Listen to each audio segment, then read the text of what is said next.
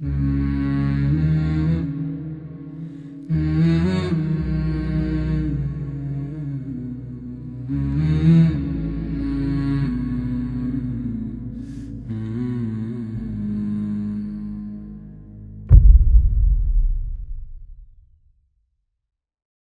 الله الرحمن الرحيم. الحمد لله والصلاة والسلام على رسول الله.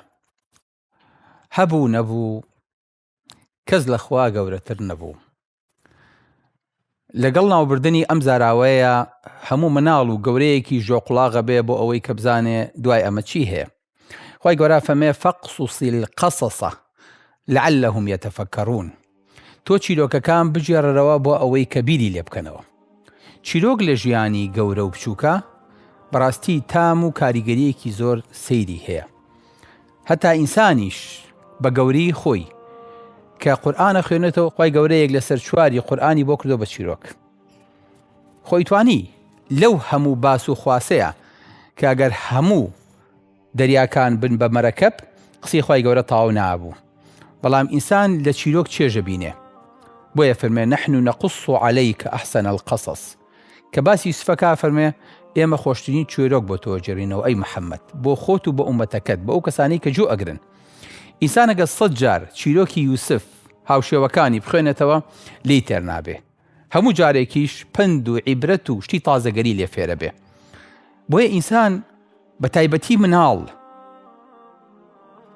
چاکترین و باشترین شت کە لەسەری پەروەردەکەی چیرۆکە.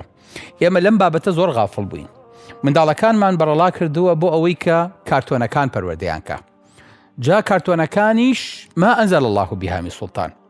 ئەنواع و ئەشکاڵ شتی تایە کە هیچی لە دینا نەهاتووە. منداڵیش لەسەر ئەوە پەروەردە بێ.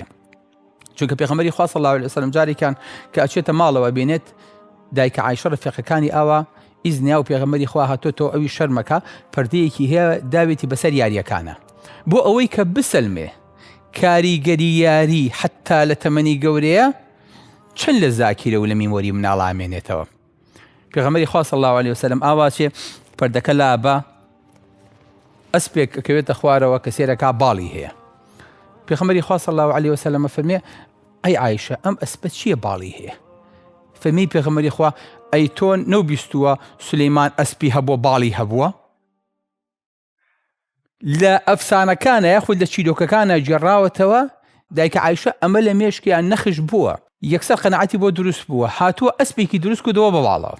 لە کاتێکە ئەسپ قەت نافڕێ. کە مناڵێک ئەم فلام کارتۆنە ببینێ پێی بڵێ ئەو شتانەی کە ئەفرن یەکەم جار ئەسپێکە بۆ دروستەکە کە بە باڵەوە بێ. لەبەرەوە شتەکە بەکەم مەزانە. بۆیە مناڵە بینیت ئەجوولە شەڕەکایەت تۆ ڕێدانێ پەلاماری ئەوەیات ئەمە بۆ ئەو نەسەیری مشک و پشیلەکەی کردووە تۆ موژێری ئەمە لە مێشکی هەماوەتەوە. حەزەکە خەڵک خلیسکە و پێ بکەنێ. حەزەکە دایمە لە سیراع بێ. حەزەکە دایمە بە یەکێک کابا بڕاکە. ئەمە خۆش نازەینی چۆوە. تۆ کاکتۆرە مناڵە زۆر عەجوولە، زۆر شەڕانیە، زۆر سەر بە مشکلەیە. بۆیە مناڵ کە لەسەر ئەمە پەروەردا بێ ئەم تەبعی تیا دروستە بێ. مناڵە گەل لەسەر فیلمەکانی تر لەسەر فلام کارتۆنەکانی تر دروست بێ هەمان شێوەی تیا نەخشە بێ کە لە کارتۆنەکانە هەیە. بۆیە بێ زۆر وریابی بزانی کاپتن ماجد ئەو کڕنۆشەی کە ئەیبا مناڵەکە فێری کڕنۆشە بێ. کشێ لە دواوە چەپڵی بۆ لێیە فێری چەپڵا بێ. فێری ئەوا بێ کچێک دڵداری بێ و عاشقی بێ و تەژیعی کا دایما لە مدەڕەجەکانە حزوری هەبێ. ئەژا بەبێ ئەو یاری پێ ناکرێ. ئەنواع و ئەشکاڵ ساحیرێکە بینێ پێڵاوێکە دابەسەندرێ لا بۆ ئەوی کە بچێتە ناو حەفلەیەکەوە و دوایی شازادە بیخوازێ. کاتە ئەم ساحیرێکی لا تەبیعیە بێتەوە. دوای هەر ئەمانە ئەبەنە کەنیسە و مارەیانەکەن و قستێگیەت ئەبێ بە ئینسانێکی چاکخواست ئەم شتیلا نەک تەبیعیە بێت و لا خۆشەویستە بێ. پیاوێکی ڕیژدرێشی ناشرینی شێنن ئەمە ئەیکەن بۆ پەڕی توندڕە و متەتەڕیف و ئەوە مناڕخی لە ڕیش و لە ئەتوار و لە مزگەوت و لە ئیمامەکانی شبێتەوە بەهۆیەوە. بۆیە تۆ نازانیت ئەم مناڵە کە دایانیت لە چیەوە ئەمەی وەرگرتووە. لە باگراوندی ئەم مناڵەیە شتێکە چێنیت دوای زۆر بە قورسی باجەکەیە دەیت. تەڕەزان و شتەکانی تر وامان لێیە کاکە ئینسان هەر فێری عونف بێ، هەموو شتی هەر بە زەبر و بە زەنگ بە قووت بۆ خۆی بسەنێتەوە. بۆیە مناڵە بینیت هەست و سۆزی مناڵی تیا نایاڵێ. ئەبێ هەموو شتێک قووت بێ، هەموو شتێ لای ئەو بێ بە بازوو. ئەمە وا لە مناڵە کاکە ئەو نەرمونیان و ناسکی و فیترە پاکەی مناڵ نەمێنێ، بەڵام من و تۆ لەوانەیە بە شتێکی تەبیعی سەیریکەین. بۆیە مناڵ زۆر زەرورە پێش ئەوەی کە بنوێ دەستبی بەسەر پشتیا چیرۆکێکی بۆ بژێڕیتەوە. ئەو هەموو چیرۆکە خۆشەمان هەیە، ئەم چیرۆکانش مەفروزە هەر هەمووی جارێکی تر ئێمە بینەوە فلام کارتۆنی لێ دروستکەینەوە. ئەو هەموو چیرۆکی کە لە قورئانە هەیە هەل لە بیدایەتەوە کە خوای گەورە لە سوورەتی بەقەرەوە هێناوێتی هەتاوەکو ئەگاتە چۆ هەتاوەکو ئەلەم تەڕە کەیف فەعەل ڕەبوکە بئەصحابی الفیل، هەر هەمووی قورئان چیرۆکە. وەرە ئەمانە هەر هەمووی بۆ مناڵ بزانە چ تام و چێژێکی هەیە.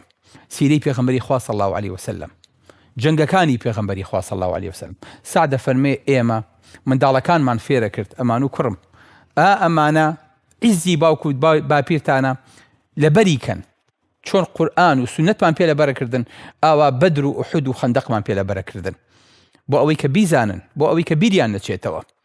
بۆ چکە مناڵ بەم چیرۆکانە دروستە بێ، باسی پیاوی گەوری بۆ ئەکەیت گەورە بێ، باسی پیاوی گەندڵ و بچووکی بۆ ئەکەی بچووکە بێتەوە.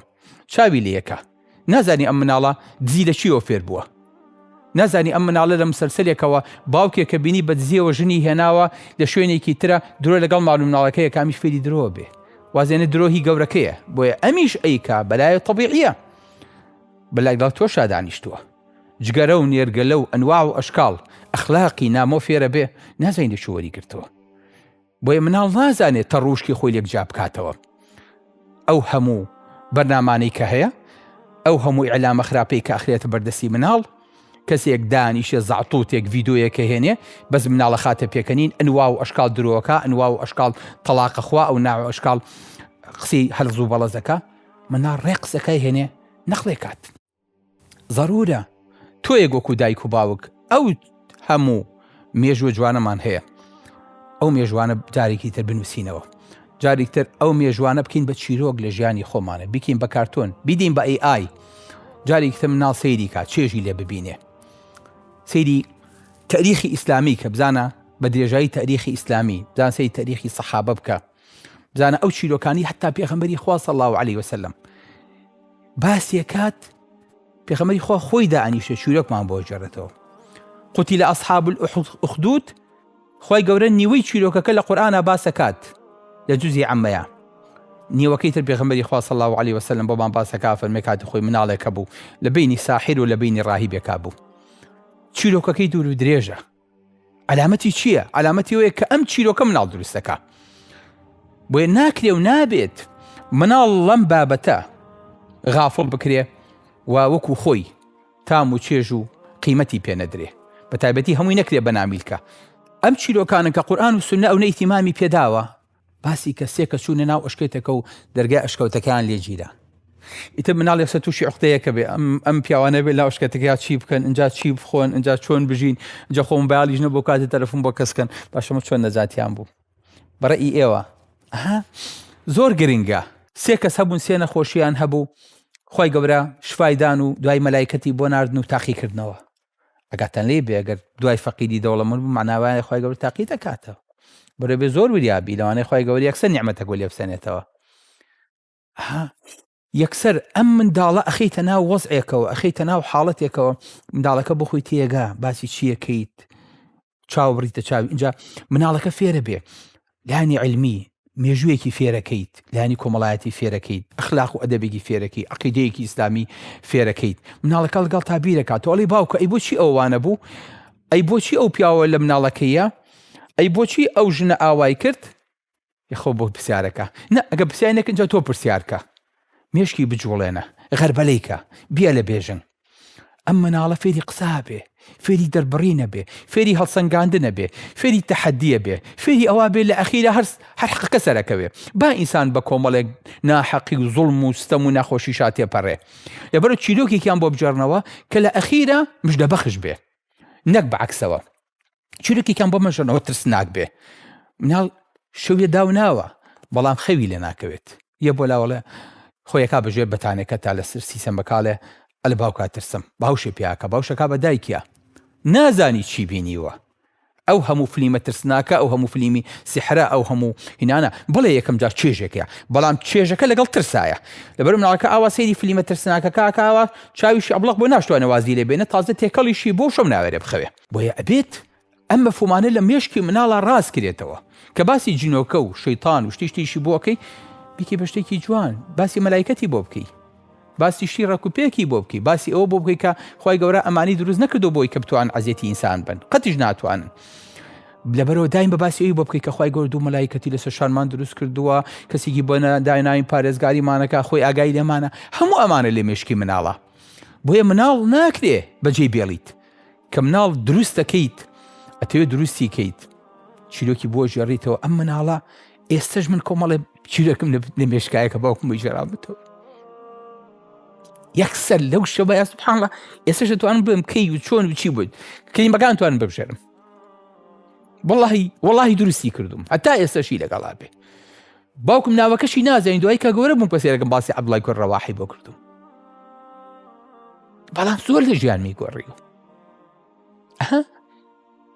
قەت ئەمە بەکەم مەزانە، یعنی لەوانەیە مەساری حیاتی منی بە ئاقارێکی ترە یەک چیرۆک لە 3 دقا بۆی جێڕامەوە کاتێ خەوتوین. تەسەوورکە بۆ یەکە مناڵ یەتە ناو چیرۆکەوە بەدەست خۆی نییە، هەتا ئێوارە باسی شتی گەوری بۆ بکەنا تێ ناگات. بەڵام مەڵەی هەبوو نەبوو، باوکێک هەبوو ناوی نوح بوو، 4 کوڕی هەبوو، یەکێ لە کوڕەکانی لاسار بوو، ناوی چی بوو؟ ناوی کەنعان بوو. کەنعان ئیمانی بە باوکی نەهێنا، لەگەڵ کافرەکانە بوو. باوکشی ئەو یەک کەشتی دروست کرد، کەشتیەکی گەورە داری هێنا، جا خۆی نوح نەجار بوو. ئەنجا خۆی گەورە پێوت وتی نوح لافاوێک هەڵەسێ بەس ئەوانە نەجاتیانە بە کە خۆیانەکەن بەناو ئەو کەشتەیە. نیشانەکەشمان چی بێ؟ نیشانەکە منێک ئەلارمە بۆ نێرم تەنورەکە ئاوی لێ دێ. تەنورتان بینیوە ها؟ ئەوەی کە نان و سەمون و شتی لێکڕین؟ ئەوانە تەنورەکە ئاوی تێچوو، یعنی تەواو فرێ کەشتێکەکەوە. نوح هەموو شتێکی حازر کردبوو، خۆی موسڵمانەکان چوونە ناو کەشتێکەوە. ئینجا چی هات؟ گیانەوەر تێی بزان چی چوە ناو کەشتێکی نوحەوە؟ چی؟ شێر. ئافەریم. چیتر؟ تیمساح. چیتر؟ ئەسب. چی؟ حەچی بە مێشکی توایە لەو کەشتیە خۆی گەورە جێی کردەوە. بۆچی؟ بۆ ئەوەی کە خۆی گەورە نەوەکان پارێزێ، بۆ ئەوەی کە سپیشسەکان و جۆرەکان پارێزێ نەفوتێن. ئالەویانەیە نوح کە سەرکەوت کوڕەکەی خۆی بینی، بانگی کردی یابوونە یەرکەم معنا، کوڕمۆرە سەرکەوت لەگەڵمانە وەلا تەکون مع الکافرین. دیارەم کوڕەش فێری خواردنەوە و دائما ڕابواردن بووە، وتی سآوی إلى جبل يعصمني من الماء. کۆرە ئێستا بە خەمەزم بۆ سەر ئەو شاخە لوتکێ شاخە جا ئاو بۆ خۆی بالافا هەموو دنیا بەرێ. وایە ئەم قسەیە؟ ئەکرێ ئینسان بچێ خۆی لەدەست خۆی گەورە بە شاخەکان پەنا بگرێ؟ ناتوانێ. قال لا عاصم اليوم من أمر الله إلا من رحم وحال بينه. ئاباوکی سەیرێ کرد، کوڕەکەشی پشتی هەڵکرد ڕابکا بۆ شاخەکە. شاخ نەک شاخ لە شەپۆل هات و بەقەدەر شاخ کوڕەکەی ڕاماڵی و خنکانی لەولاوە بە بەرچاوی باوکیەوە دووری خستەوە. نهایەتێکی ناخۆشەوە نییە، بەڵام سێ کوڕەکەی تر نەجاتیان بوو. نوح نەجاتی بوو، موسڵمانەکان نەجاتیان بوو. ئینجا وەستەوە عەلە الجوودی، ئینجا چەند ڕۆژ بەڕێوە بوون هەتاوەکو لەسەر لوتکەی شاخی جوودی لەنگەری گرت و نیشتەوە. بەڵام هەرچی لە کەشتێکیانە بوو تیاچوو. چیرۆکێکی خۆش بووە نییە؟ ئەمە ئەکرێ لە شوێنێکا مناڵەکە بەجێ بێڵیت و ڕۆژی دوایی بۆی تەواو بکەیت بە شێوەیەکی جوان، بە شێوەیەکی مفەسەڵ، بۆی کە مناڵەکە تێبگات. بەڵێ اینجا خۆی حەزی لێ بێ، کتێبی بۆ بکڕە، مەکتەبەیەکی بۆ دانێ، نامیلکەیەکی بەرێ. ئەتەوێ شتێن مناڵەکە تا ڕاستکەیتەوە. هەستەکەی مناڵە درۆکە، هەستەکەی مناڵە دەسی پیسە. چیرۆکێکی بۆ بجێڕەوە، باسی خۆی بۆ بکە، بۆ ئەوەی کە فێر بێ. باسێکی ئەوە مەسیری ئەمانە چییە؟ مەسیری چۆن بێدینیمان باس کرد؟ مەسیری درۆ چی بێ؟ سەرنجامی خیانەت و دەستپیسی چی بێ؟ جۆن فرۆشتن چی بێ؟ ڕێزنەگرتن لە دایک و باوک ئەبێت چی بێ؟ هەر لە خۆی مناڵەکە یەکسەری باتە سەر خۆی. زۆر جارە توانی ناوی بەتەڵی فلیمەکە لە مناڵەکە بنیت. کوڕێک هەبوو زۆر عاقڵ بوو لە مەکەیاژە، ناوی چی بوو؟ ناوی محەممەد بوو. بۆ چکۆ مناڵەکەی تۆش ناوی محەممەدە. خۆت شتی بۆ دروستەکەی. بۆیە بەڕێزەکانم، خۆشەویستەکانم، ئەم چیرۆکانە بەڕاستی مەفروزە ئینسانی موسڵمان مناڵەکەی وا لێ بکات لەسەر ئەم چیرۆکانە، چیرۆکی ژیانی پێغەمبەری خوای باتێ صلی الله علیه وسلم، بە بەرگ بە کۆپلە کۆپلە بۆی لێ بێتاقەت نەبێ. چیرۆکی هاوڵانی پێغەمبەری خوا صلی الله علیه وسلم، چیرۆکی پیاوە گەورەکانی مێژووی ئیسلامی، چیرۆکەکانی قورئان، چیرۆکەکانی حەدیثەکانی پێغەمبەری خوا صلی الله علیه وسلم، چیرۆکی گەورە پیاوانی کورد کە ناومانە خەڵکەوتون. ئەو مناڵە یەکسەر تەقەموسی شخصیەتەکەیەکە هەوڵەیات خۆی بخاتە قاڵبی ئەوەوە لە مێشکی خۆیان. تۆ ئاگات دەینیە بڕیارەدا ئەڵێ ئەگەر گەورە بووم منیشە بم بۆ پیاوە. سەلام عەلەیکوم وەرەحمەتوڵڵاهی وبەرەکاتوه.